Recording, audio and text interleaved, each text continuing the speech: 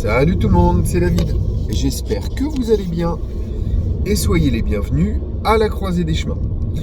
Aujourd'hui, je voulais aborder le sujet brûlant du week-end, à savoir un attentat qui a eu lieu à Moscou, dans une salle de concert, pendant un concert de rock, ce qui rappelle quand même beaucoup le Bataclan, revendiqué par l'État islamique.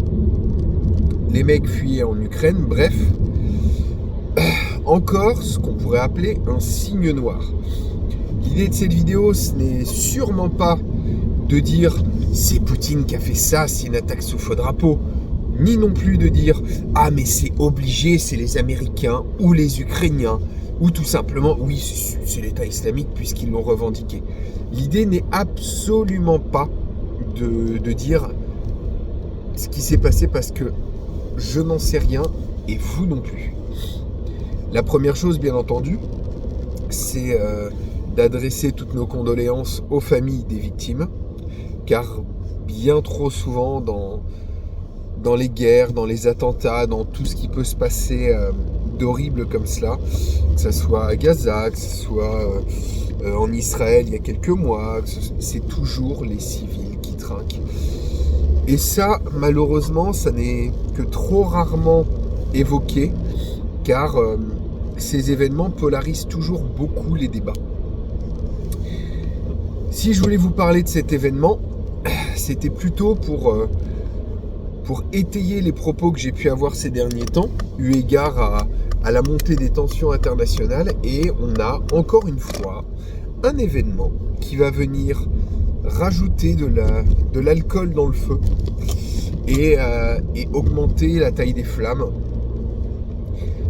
Quelle que soit la version qui soit la vraie, et quelle que soit l'interprétation qui en sera faite par les différents protagonistes, il risque d'y avoir encore une fois une montée des tensions à l'international. Et comme d'habitude, je vais tout simplement continuer de vous mettre en garde, de ne pas...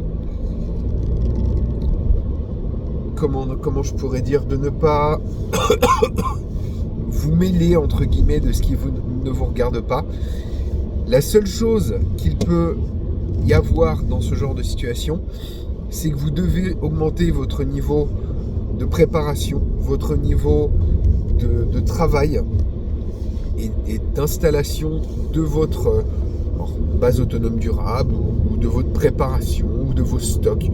Un petit peu ce que vous voulez mettre dedans selon le type de préparation que vous avez adopté. Et surtout, très important, essayez au maximum de vous préserver, de préserver votre famille, parce que si une escalade survient suite à cet événement,